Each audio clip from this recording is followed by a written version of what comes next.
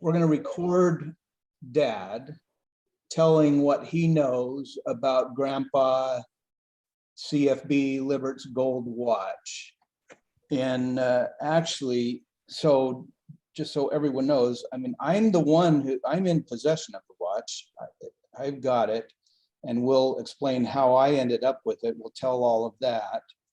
But I also want to,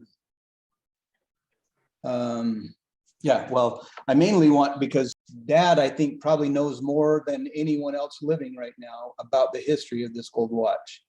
So Dad, can you tell us what you know about the gold watch? Well, what I remember as a young boy, this goes back to Canada. This was before I was 10 years old. Dad showing me the gold watch, and it had on the front of it your CFB, and in very fancy penmanship, they sort of blended together the letters in the watch. And he said it was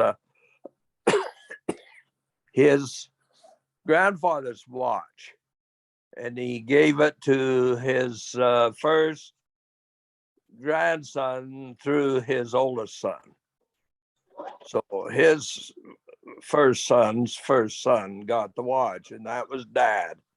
And Dad wore that watch years and years and years. He had the gold chain with a vest that it'd go across his pocket. But I remember him taking it to the jeweler, and the jeweler said he couldn't believe the fine workmanship of it. He said it's one of the best watches he had ever seen.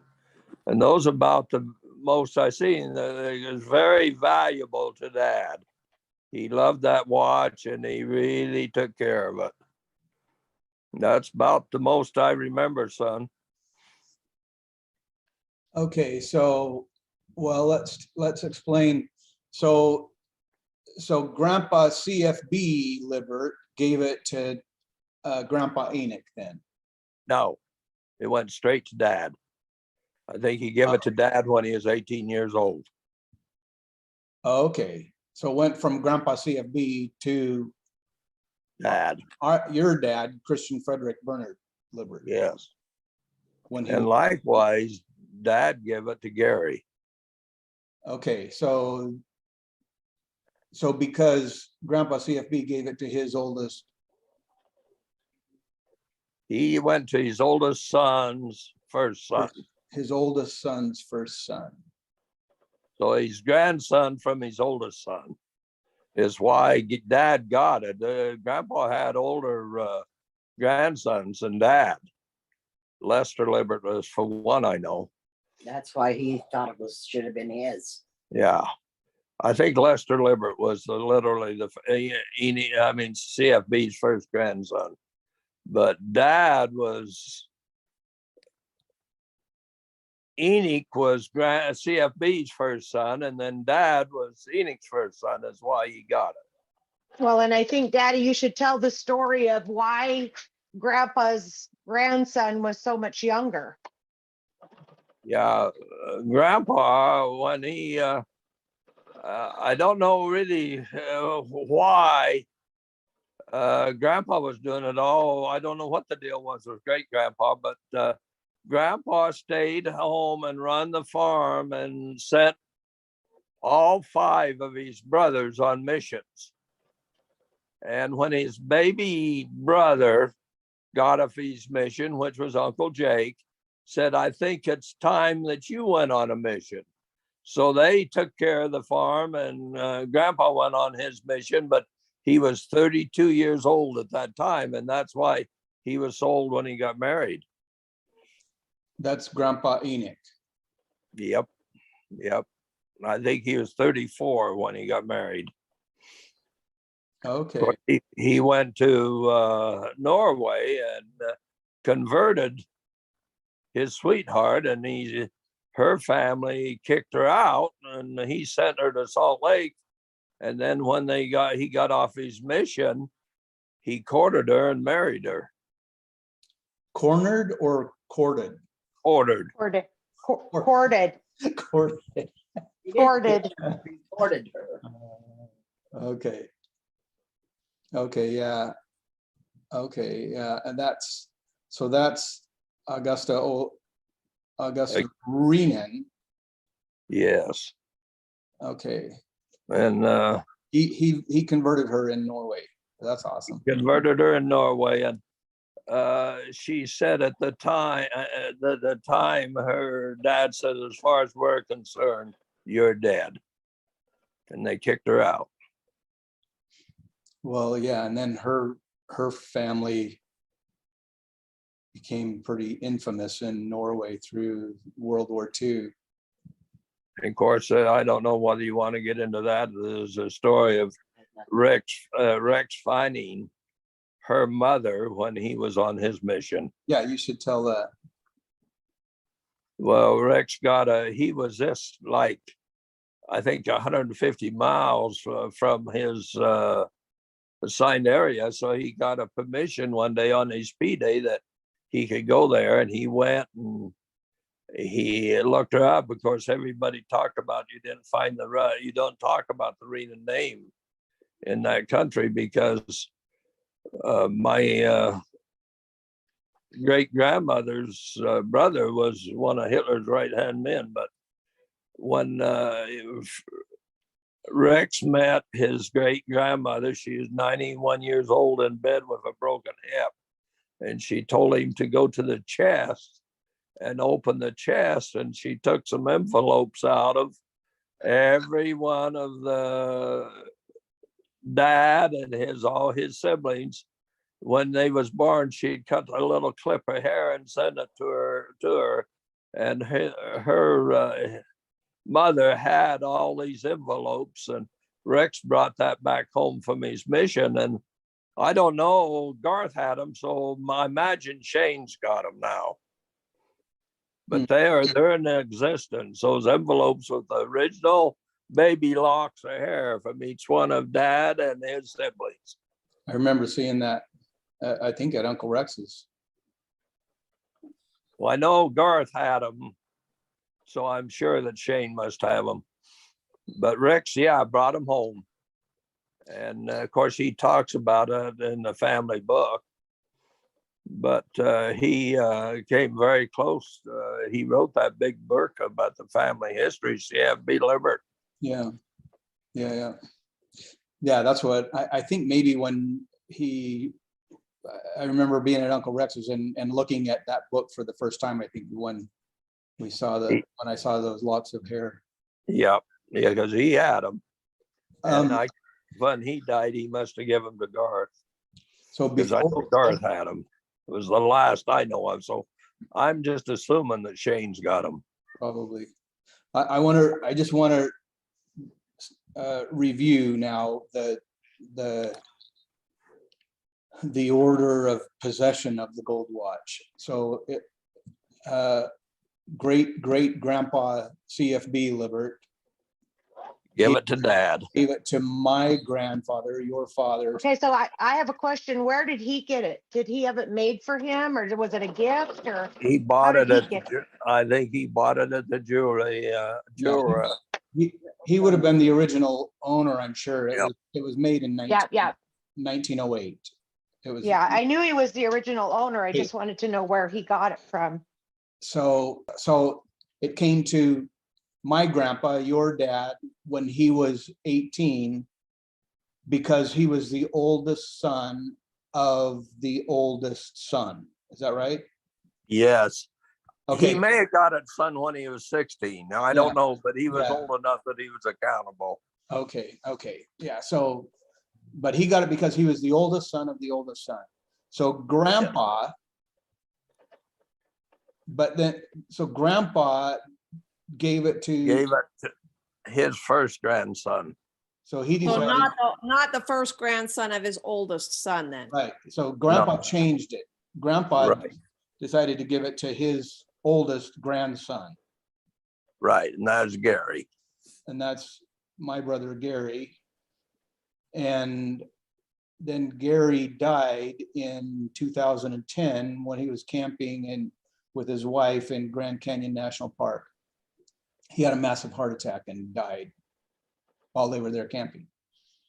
And his wife, Tricia, at the time, of course, so she obviously is in possession of the watch, and she gave it to me, and I have it now. You know, Tricia talked to us about it, and I felt like you should have it because you carry Dad's name. And well, you're the only other son in our family too. Actually, there was nothing said too much about it, but Garth felt like Chip should have had it. Because he was the oldest, he was the oldest grandson of the grandson oldest. from the, Yeah. no, he was the oldest son with a grandson. That would have Right. followed, that would have followed the same pattern. But Yeah. Dad had it, you know, Dad is the one that made the decision. Yeah, and And he had the watch, so he was entitled to do what he wanted to do. You know, we didn't do it. Dad gave it directly to Gary. so I have the watch, and I don't know. Does it still work? Oh yeah, it works. It needs a cleaning. I mean, the fancy inscription that Dad describes that he remembers seeing when he was just a boy is, if you get the light shining on it just right, you can tell that there's some inscription there. But it's, I mean, it says on the inside of the back cover, I'm going to post this. I've got good pictures of this. But it says on the inside of the back cover, it says, the Burlington Watch Company guarantees this case to be made of 2 plates of solid gold and to wear for 25 years. And then it's got the serial number of the case, not the serial number of the movement. And it's the serial number of the movement that identifies when it was made. So it was definitely manufactured in 1908. We know that. But those inscriptions on the outside, all the fancy stuff, you can barely, and I can't see CFB. I can see that there's some other fancy stuff, but I can't see the CFB anymore. It's all worn off. Brad, Yeah. you think is possible to have that redone? I don't think we'd want to do that, even if you could. I don't think. Yeah, it wouldn't be original. I wondered, I figured it, but maybe would not want to, but. Yeah. As when Dad got it, you could see it good. Very fancy, very fancy. It, I don't know, maybe it's sort of English, but it's very fancy Script. yes. Yeah. CFB. But to get it all on the watch, because they're big. So one goes over the other one. Yeah. Oh, I know what I wanted to say. The reason why I don't have Bernard in my name is because Grandpa recommended not to, Right. you and Mom, that not to include Bernard because it was such a. He had a fit when he found out we were Yeah. gonna name you that. What's that, Mom? He had a fit when he found out we were gonna name you that. But then he relaxed when we said, well, we'll leave one of the names off. He said, leave Bernard off. But you know, but we was young and foolish. In all reality, Gary should have had that name instead of you. But Dad didn't.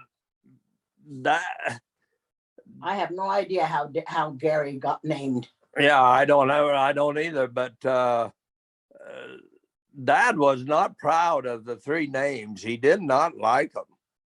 Not that there was so much any one name he didn't like. He just didn't like having 3 names.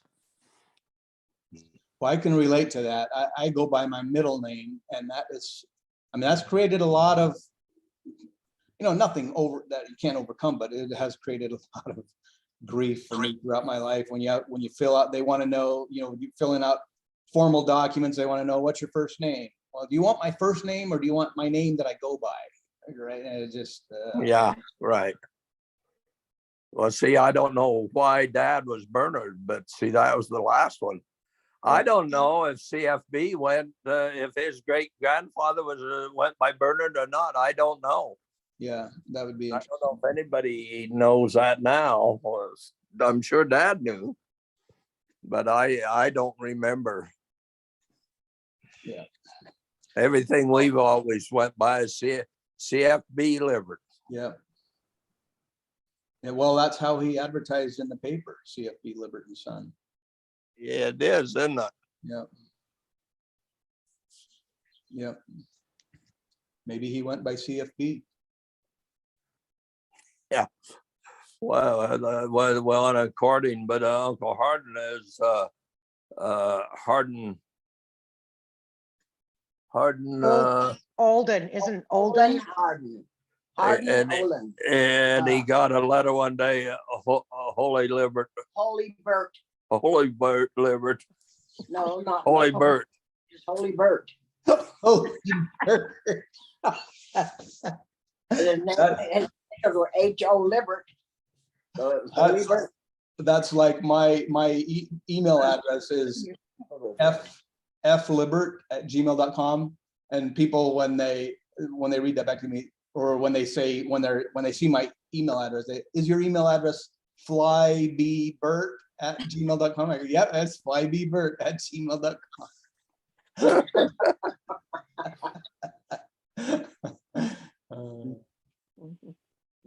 Well, thanks, Dad. I think we're gonna, in fact, we've got 1 minute and 2 seconds left, but that's what I wanted to capture. Okay. I'll edit this and post with pictures.